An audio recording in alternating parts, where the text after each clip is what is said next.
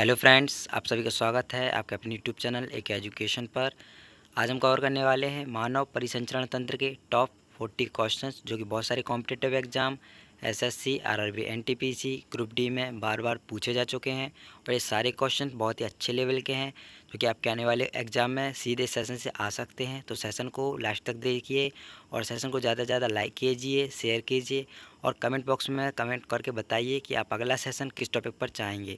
और दोस्तों, आपने अभी तक हमारे चैनल को सब्सक्राइब नहीं किया है तो चैनल को सब्सक्राइब कीजिए, बेल नोटिफिकेशन ऑन कीजिए। इस वीडियो का पीडीएफ आप हमारे टेलीग्राम ग्रुप से डाउनलोड कर सकते हैं जिसका लिंक वीडियो के डिस्क्रिप्शन में है। तो सेशन का पहला क्वेश्चन, निम्नलिखित में से वह वैज्ञानिक कौन है जिसने पहली बार रुधिर परिसंचरण की व्याख्या की थी?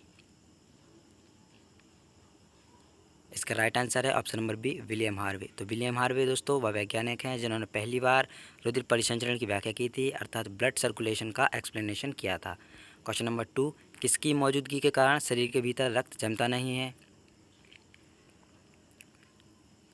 इसका राइट आंसर है ऑप्शन नंबर डी, हेपेरिन। दोस्तों, हेपेरिन एक ऐसा हार्मोन होता है जो कि शरीर के अंदर रक्त को जमने नहीं देता है और शरीर के अंदर रक्त को नमी प्रदान करता है। क्वेश्चन नंबर 3, रक्त होता है। इसका राइट आंसर है ऑप्शन नंबर एक, संयोजी ऊतक। तो देखिए दोस्तों, रक्त एक द्रव्य अवस्था में पाया जाने वाला संयोजी ऊतक होता है। क्वेश्चन नंबर 4, मानव हृदय का पीएच है। इसका राइट आंसर है ऑप्शन नंबर डी, 7.4। तो मानव रक्त का पीएच वैल्यू 7.4 होता है, अर्थात हमारा जो ब्लड होता है या रक्त होता है वह क्षारीय अवस्था में पाया जाता है। क्वेश्चन नंबर 5, एक स्वस्थ व्यक्ति में लगभग कितने लीटर रक्त होता है? इसका राइट आंसर है ऑप्शन नंबर ए, 5 से 5.5 लीटर। तो हमारे स्वस्थ व्यक्ति में 5 से 5.5 लीटर रक्त पाया जाता है। क्वेश्चन नंबर 6, मानव शरीर में खून की शुद्धिकरण की प्रक्रिया को कहते हैं? इसका राइट आंसर है ऑप्शन नंबर ए, डायलिसिस। तो डायलिसिस एक ऐसी प्रक्रिया होती है जिसमें मानव शरीर के रक्त का शुद्धिकरण होता है। क्वेश्चन नंबर 7, मनुष्यों में रक्तचाप सामान्यतः कितना होता है? इसका राइट आंसर है option number B, 120/80। Question number 8, लाल रक्त कणिकाओं का औसत जीवन काल लगभग कितने समय का होता है? इसका राइट आंसर है ऑप्शन नंबर बी, 120 दिन। देखिए दोस्तों, एक एडिशनल पॉइंट मैं बताना चाहूँगा कि लाल रक्त कणिकाएँ एक ऐसी कोशिकाएँ होती हैं जिनमें न्यूक्लियस यानी केंद्रक अनुपस्थित होता है। क्वेश्चन नंबर 9, लाल रक्त कणिकाएँ खालिस्तान में बनती हैं। इसका राइट आंसर है ऑप्शन नंबर बी, लाल अस्थि मज्जा। तो रेड बोन मैरो में आरबीसी यानी कि लाल रक्त कणिकाएँ बनती हैं, लेकिन जो हमारी भ्रूणीय अवस्था होती है तो उसमें लाल रक्त कणिकाएँ लीवर और प्लीहा में बनती हैं। क्वेश्चन नंबर 10, निम्नलिखित में से कौन मानव शरीर के विभिन्न अंगों का ऑक्सीजन वाहक है? इसका राइट आंसर है ऑप्शन नंबर ए, लाल रक्त कणिकाएँ। तो लाल रक्त कणिकाएँ ही मानव शरीर के विभिन्न अंगों का ऑक्सीजन वाहक होती हैं। क्वेश्चन नंबर 11, मानव रक्त प्लाज्मा में प्रायः पानी का परसेंटेज कितना होता है? इसका राइट आंसर है ऑप्शन नंबर डी, 90 से 92%। क्वेश्चन नंबर 12, हीमोग्लोबिन क्या होता है? इसका राइट आंसर है ऑप्शन नंबर एक, प्रोटीन। तो दोस्तों, हीमोग्लोबिन एक प्रोटीन होता है जिसमें लोहा अधिक मात्रा में पाया जाता है और ये आरबीसी के ऊपर पाया जाता है। क्वेश्चन नंबर 13, रक्तधारा में ऑक्सीजन ले जाने वाला प्रोटीन होता है? इसका राइट आंसर है ऑप्शन नंबर सी, हीमोग्लोबिन। तो हीमोग्लोबिन ही रक्तधारा में ऑक्सीजन ले जाने वाला प्रोटीन होता है। क्वेश्चन नंबर 14, निम्नलिखित में से किसको आरबीसी का कब्रिस्तान कहा जाता है? इसका राइट आंसर है ऑप्शन नंबर सी, प्लीहा। प्लीहा यानी स्प्लीन को ही हम आरबीसी का कब्रिस्तान कहते हैं। क्वेश्चन नंबर 15, मानव शरीर का रक्त बैंक किसे कहा जाता है? इसका राइट आंसर है ऑप्शन नंबर ए, स्प्लीन या प्लीहा। तो देखिए दोस्तों, हमारे शरीर की जो प्लीहा या स्प्लीन होता है उसे ही हम मानव शरीर का रक्त बैंक कहते हैं। क्वेश्चन नंबर 16, रक्त में श्वेत रक्त कणिकाओं का मुख्य प्रयोजन क्या है? इसका राइट आंसर है ऑप्शन नंबर बी, संक्रमण से संघर्ष करना। तो हमारे शरीर के जो वाइट ब्लड सेल्स यानी कि श्वेत रक्त कणिकाएँ होती हैं उनका मुख्य प्रयोजन या कार्य संक्रमण से संघर्ष करना यानी कि रोग प्रतिरोधक क्षमता और जो विषाणु या जीवाणु हमारे शरीर में प्रवेश करते हैं उनसे लड़ना होता है। क्वेश्चन नंबर 17, रोग प्रतिकारकों को उत्पन्न करने वाला सेल कौन सा है? इसका राइट आंसर है ऑप्शन नंबर सी लिम्फोसाइट। तो देखिए दोस्तों, जो लिम्फोसाइट कोशिकाएं या सेल्स होती हैं वही वाइट ब्लड सेल्स यानी कि श्वेत रक्त कणिकाएं ही होती हैं। उनका दूसरा नाम ही होता है जो रोग प्रतिकारकों को उत्पन्न करती हैं। क्वेश्चन नंबर 18, निम्नलिखित में से कौन सा एंजाइम रक्त का थक्का बनाने के लिए आवश्यक है? इसका राइट आंसर है ऑप्शन नंबर बी थ्रोम्बिन। तो थ्रोम्बिन एक ऐसा एंजाइम होता है जिसका कार्य रक्त का थक्का बनाना होता है। क्वेश्चन नंबर 19, अधिक ऊंचाई पर मानव शरीर में लाल रक्त कणिकाएं। इसका राइट आंसर है ऑप्शन नंबर सी संख्या में बढ़ जाएंगी। तो ऐसा क्यों होता है दोस्तों? क्योंकि अधिक ऊंचाई पर हम देखते हैं कि ऑक्सीजन की मात्रा जो परसेंटेज होता है वो बहुत कम होता है और हमें सांस लेने में बहुत दिक्कत होती है। तो जिससे ऑक्सीजन की पूर्ति करने के लिए आरबीसी अपनी संख्या बढ़ा देती हैं। क्वेश्चन नंबर, तो देखिए दोस्तों, अभी तक आपने हमारे चैनल को सब्सक्राइब नहीं किया तो चैनल को सब्सक्राइब कीजिए, बेल नोटिफिकेशन ऑन कीजिए और सेशन को ज़्यादा से ज़्यादा लाइक कीजिए। तो बढ़ते हैं अगले क्वेश्चन की तरफ। क्वेश्चन नंबर 20, पट्टिकाणु का दूसरा नाम क्या है? इसका राइट आंसर है ऑप्शन नंबर डी थ्रोम्बोसाइट्स। देखिए दोस्तों, थ्रोम्बोसाइट जिसे हम पट्टिकाणु या प्लेटलेट्स भी कहते हैं। और मैं एडिशनल पॉइंट भी बताना चाहूँगा कि जो हमारी आरबीसी होती हैं उन्हें हम इरिथ्रोसाइट के नाम से जानते हैं और जो डब्ल्यूबीसी यानी कि वाइट ब्लड सेल्स होती हैं उन्हें हम ल्यूकोसाइट के नाम से जानते हैं। और जो हमारे पट्टिकाणी और प्लेटलेट्स होती हैं उन्हें थ्रोम्बोसाइट के नाम से जानते हैं। क्वेश्चन नंबर 21, रक्त समूह की खोज किसने की थी? इसका राइट आंसर है option number C Landsteiner. जो कार्ल लैंड स्टीनर थे उन्होंने ही रक्त समूह की खोज की थी और उनको ही हम रक्त समूह का पितामह या जनक कहते हैं। क्वेश्चन नंबर 22, रक्त में हीमोग्लोबिन एक सम्मिश्र प्रोटीन है जिसमें भरपूर मात्रा में पाया जाता है। इसका राइट आंसर है ऑप्शन नंबर ए लोहा। तो देखिए दोस्तों, लोहा का सूत्र यानी कि जो संकेत होता है वो Fe होता है और इसका इलेक्ट्रॉनिक जो मतलब परमाणु संख्या होती है वो 26 होती है। और रक्त में हीमोग्लोबिन एक सम्मिश्र प्रोटीन होता है जिसमें लोहा अधिकतम मात्रा में पाया जाता है और ये पिगमेंट इसका रेड होता है, कलर रेड होता है। क्वेश्चन नंबर 23, कौन सा रक्त समूह सर्वधाता कहलाता है? इसका राइट आंसर ओ होता है, लेकिन दोस्तों इसमें भी हम O माइनस को ही राइट आंसर मानते हैं। तो इसका right answer option number B होगा। क्वेश्चन नंबर 24, कौन सा रक्त समूह सार्वभौमिक सुई करता है?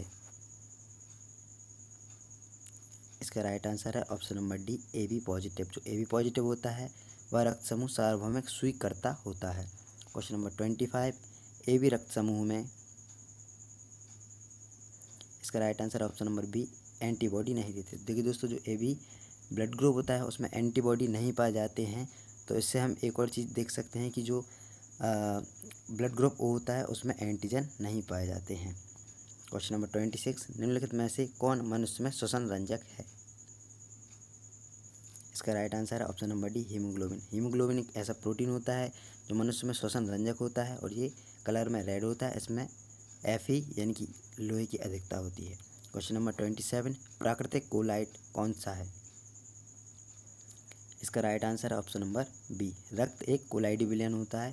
क्वेश्चन नंबर 28, रक्तदाब का नियंत्रण कौन करता है? इसका राइट आंसर है option number A adrenal gland. तो देखिए दोस्तों, जो हमारे शरीर की एड्रिनल ग्लैंड होती है वही रक्तदाब का नियंत्रण करती है। और जो हमारी थायराइड ग्रंथि होती है, थायराइड ग्रंथि होती है हमारे शरीर की सबसे बड़ी अंतःस्रावी ग्रंथि होती है। क्वेश्चन नंबर 29, रक्त का शुद्धिकरण कहाँ होता है? इसका राइट आंसर है ऑप्शन नंबर डी ये सभी। तो देखिए दोस्तों, हमारे रक्त का शुद्धिकरण फेफड़ों, यकृत और किडनी तीनों में होता है। क्वेश्चन नंबर 30, कणिकाओं के बिना रक्त के तरल अंश को कहते हैं? इसका राइट आंसर है ऑप्शन नंबर बी प्लाज्मा। तो देखिए दोस्तों, जो कणिकाओं के बिना जो तरल भाग होता है ब्लड का उसे हम प्लाज्मा कहते हैं, जो कि 55% होता है ब्लड का। और हम एक एडिशनल पॉइंट मैं बताना चाहूँगा कि जो प्लाज्मा होता है, प्लाज्मा में से अगर हम जो रक्त का थक्का जमाने वाले जो कारक होते हैं उन्हें हम निकाल देते, बचे पदार्थ को हम सीरम कहते हैं। क्वेश्चन नंबर 31, रुधिर स्कंदन यानी कि रक्त का जमाव निम्नलिखित में से किस प्रोटीन के द्वारा होता है? इसका राइट आंसर है ऑप्शन नंबर बी फाइब्रोनेजिन।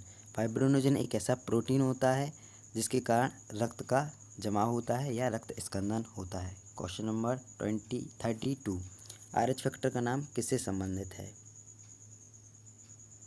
इसका राइट आंसर है ऑप्शन नंबर सी बंदर से। तो देखिए दोस्तों, जो RH फैक्टर होता है वो ब्लड ग्रुप से ही संबंधित होता है और ये रीसस प्रजाति के जो बंदर होते हैं उनसे संबंधित होता है। क्वेश्चन नंबर 33, रक्त के स्कंदन में मदद करने वाला विटामिन है। इसका right answer option number D, vitamin के रक्त के स्कंदन यानी कि रक्त का थक्का जमाने के लिए आवश्यक होता है और इसमें मदद करता है। क्वेश्चन नंबर 34, मनुष्य के हृदय में कितने कक्ष होते हैं? इसका right answer option number C, 4। तो देखिए दोस्तों, हमारे जो हृदय होता है उसमें 4 कक्ष होते हैं, जिसमें से 2 आलिंद होते हैं और 2 निलय होते हैं। क्वेश्चन नंबर 35, रक्तदाब मापने वाले यंत्र का नाम क्या है? इसका right answer option number C, sphygmomanometer. तो देखिए दोस्तों, जो स्फाइग्नोमैनोमीटर होता है उससे हम रक्तदाब यानी कि ब्लड प्रेशर मापते हैं, और जो स्टेथोस्कोप होता है उससे हम हृदय की धड़कन या हृदय की गति मापते हैं। क्वेश्चन नंबर 36, एड्स के विषाणु किसे नष्ट कर देते हैं? इसका राइट आंसर है ऑप्शन नंबर सी, लिम्फोसाइट। तो जो लिम्फोसाइट होते हैं उसे हम WBC के नाम से जाने देते हैं, या कि WBC का दूसरा ही नाम लिम्फोसाइट होता है, और जो कि हमारी रोग प्रतिरोधक क्षमता बढ़ाते हैं। और एड्स एक ऐसा रोग होता है जिसमें हमारी रोग प्रतिरोधक क्षमता घटती है, और ये हमारी लिम्फोसाइट यानी कि WBC पर ही प्रहार करते हैं। क्वेश्चन नंबर 37, गुर्दे को रक्त पूर्ति करने वाली रुधिरवाहिका है। इसका राइट आंसर है ऑप्शन नंबर ए, वृक्कधमनी। तो जो वृक्कधमनी होती है वह गुर्दे को रक्त पूर्ति करने वाली रुधिरवाहिका होती है। देखिए दोस्तों, जो हमारे शरीर की सबसे बड़ी धमनी होती है उसका नाम ऑर्टा होता है, ऑर्टा। और जो हमारे शरीर की सबसे बड़ी सिरा होती है उसको सुपीरियर वेना कावा के नाम से जाना जाता है। तो ये अच्छे से आप याद कर लीजिए, क्योंकि ये क्वेश्चन भी बहुत बार कंपटीशन एग्जाम में आया हुआ है। तो हमारे शरीर की सबसे बड़ी धमनी ऑर्टा होती है और सबसे बड़ी सिरा होती है superior vena cava. Question number 38, haemophilia होता है। इसका राइट आंसर है ऑप्शन नंबर सी, आनुवांशिक विकार। देखिए दोस्तों, एक वंशानुगत बीमारी होती है, एक आनुवांशिक रोग होता है, जिसके कारण क्या होता है कि रोगी को अगर कोई चोट लग जाती है तो रक्त का जमाव नहीं होता है और रक्त का रिसाव लगातार होता रहता है, और यह माना जाता है कि यह बीमारी ब्रिटिश के राज परिवार से ही स्टार्ट हुई है। तो क्वेश्चन नंबर 39 है, रक्तस्राव को रोकने के लिए आमतौर पर किस एल्यूमिनियम रॉड का प्रयोग किया जाता है? इसका राइट आंसर है option number D, potash alum. Potash alum को हम फटकरी के नाम से जाना जाता है। फिटकरी को हम रक्तस्राव को रोकने के लिए प्रयोग करते हैं, और इसका सूत्र दोस्तों K2SO4 Al2SO4 24H2O होता है। तो इसका रासायनिक सूत्र भी आप याद रखिए, K2SO4 Al2SO4 24H2O, जो कि फिटकरी का रासायनिक सूत्र होता है। ये केमिस्ट्री का एक क्वेश्चन है दोस्तों, बहुत बार एग्जाम में आ चुका है ये क्वेश्चन। क्वेश्चन नंबर 40 और हमारे सेशन का सबसे लास्ट क्वेश्चन, मानव रक्त का रंग होता है। इसका राइट आंसर है ऑप्शन नंबर बी, हीमोग्लोबिन के कारण। हीमोग्लोबिन हमारे शरीर के रक्त का एक पिगमेंट होता है जो कि कलर में रेड होता है। इसमें आयरन Fe की अधिकता होती है, और ये एक प्रोटीन होता है, और इसका आकार अवतलाकार होता है।